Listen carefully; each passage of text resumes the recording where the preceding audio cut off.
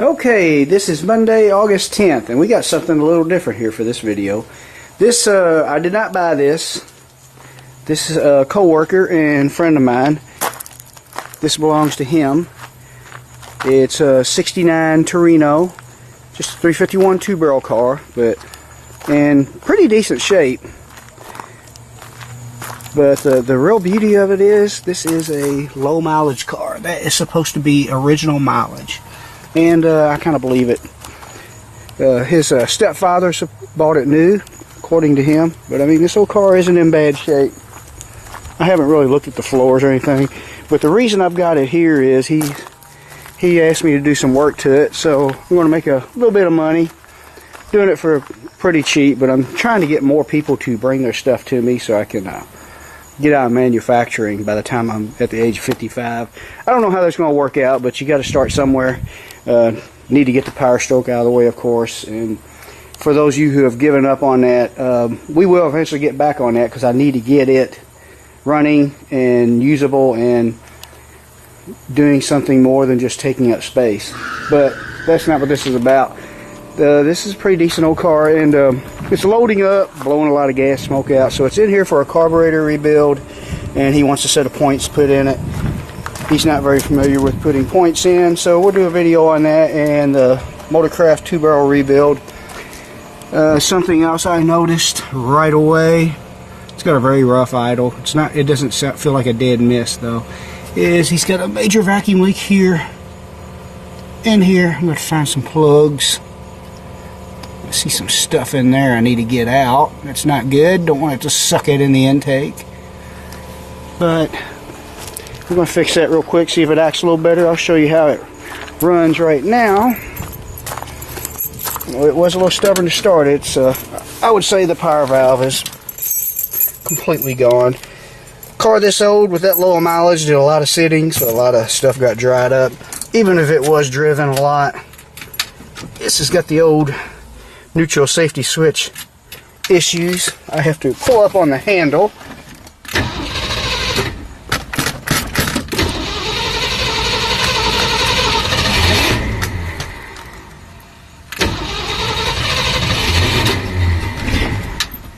She is stubborn.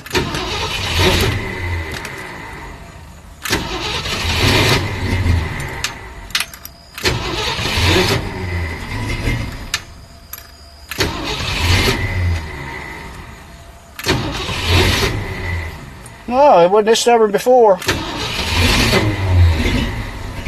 There she goes. It's best to let it try to start it idle, I guess. As you can see, she's loping, and that ain't a cam.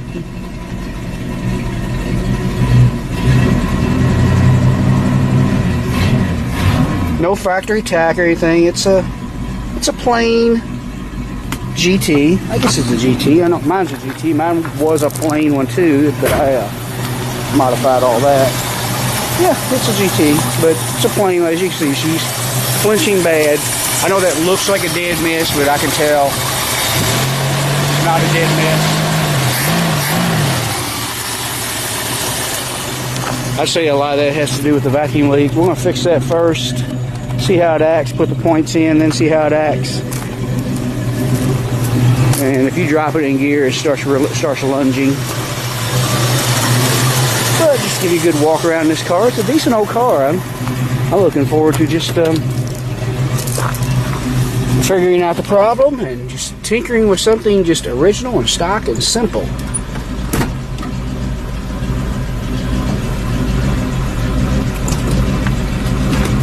Should be in gear.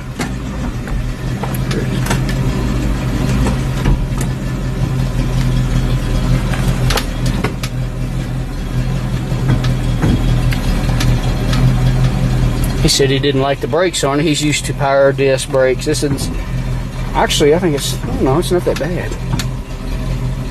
It's drum brakes all around, I'm sure. And like you said, sometimes it's not lunging like it was earlier, but I'm sure it'll start. But we're gonna get it figured out. Even got the stock AM radio. It's about like the one in my truck. All static. Maybe it needs an antenna, I don't know. Alright, I guess the first thing we'll do is fix a vacuum leak and put in some points.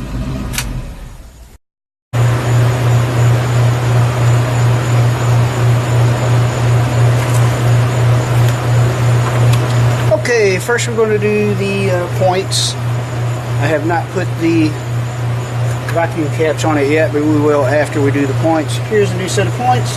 Found them on eBay. Looks like some kind of new old stock stuff. I don't know. It was cheap, so I ordered them. And new condenser.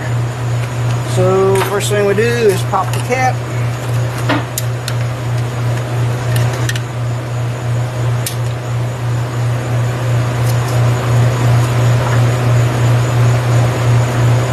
Loading button is super loose. A lot of them are that away. I never liked it. Not much I could do about it. Maybe put a little silicone or something in there. I don't know. But we're gonna go ahead and take the screw out for the condenser.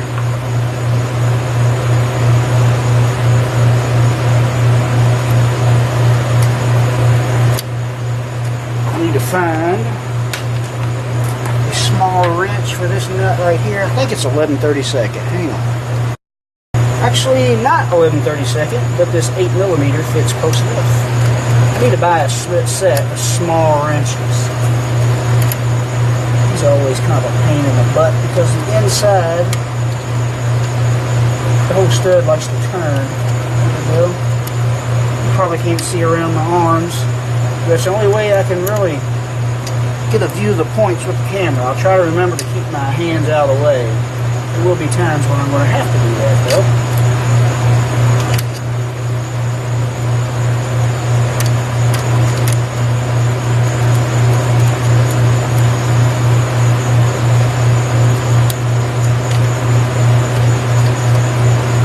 That's there. That wire, this is the actual wire that comes from the coil.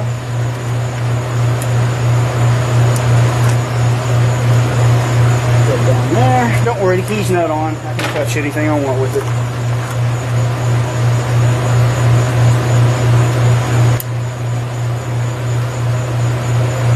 This screw hole, the hole in the points is slotted so that you can adjust them. This one here is the stationary screw.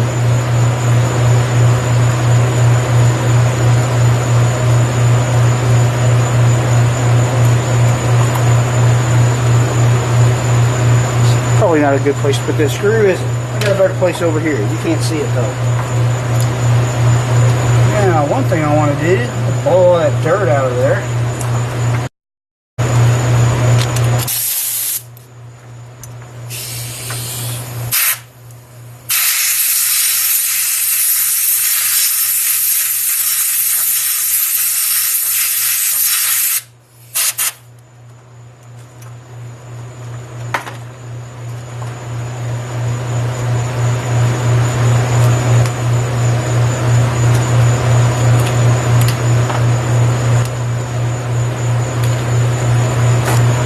My new points came with a little capsule of grease right here. You want to rub that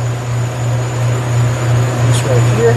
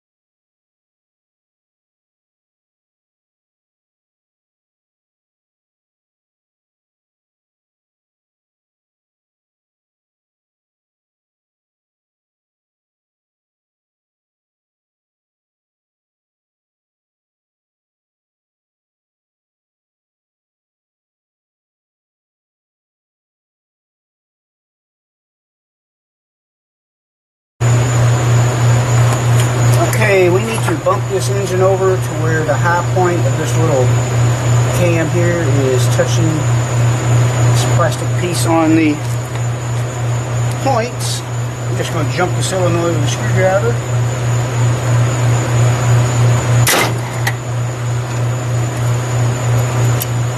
Perfect, right on the high point.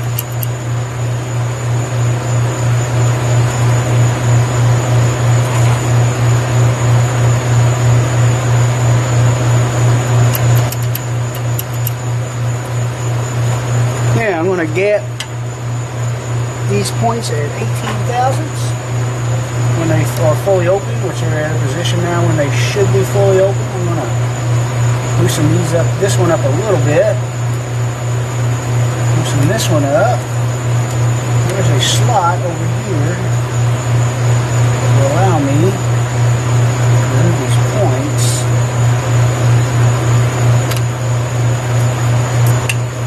Just slide this in here. Want it to, let me tighten this up a little bit. It's too loose. Okay, I got a little bit too much clearance there.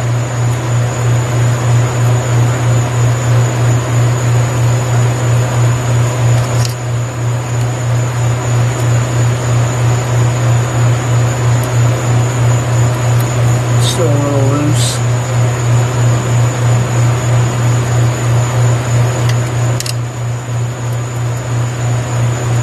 Tight. You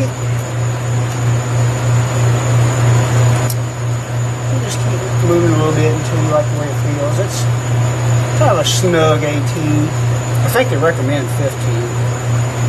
I used to set them at 20 and 22. The wider the gap, the hotter the spark. But if you don't have really good fuel, you see when I tighten it up, it closes it up a little bit. If you don't have really good fuel, meaning good high octane, which no gas pump today does, if your gap is too far, they will spark knock. And two ways to fix that. Get good gas, or switch to electronic ignition. Electronic ignition is a little more lenient on the fuel it burns. Still, if you got the compression, which I think this engine is like a 9.5 to 1 compression, 251, 2-barrel, I think it's 240 horse, 269. Yeah, that's a loose 18. Go with that for now. We'll just see how it runs sitting here. I'm not going to drive it where the carburetor is.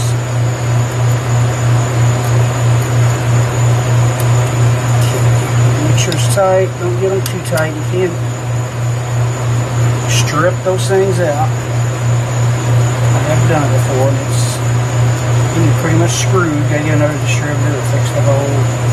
That's a snug 18. Don't forget your rotor cap. I'm tempted to put something in there to tighten that up. I've done it before, stuff paper in there. Maybe a little silicone wouldn't hurt.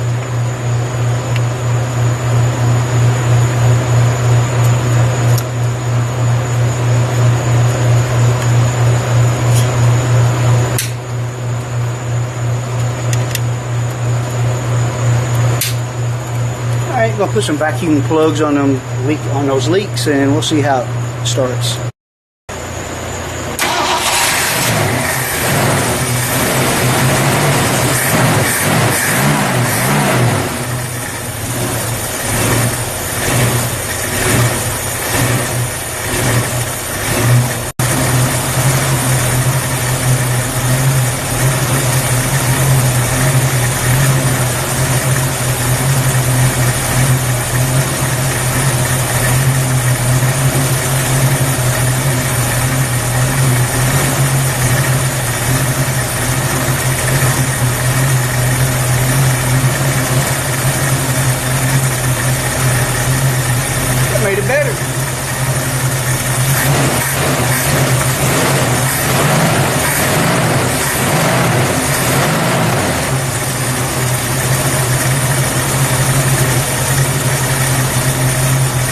course, it may change if I put a new kit in it.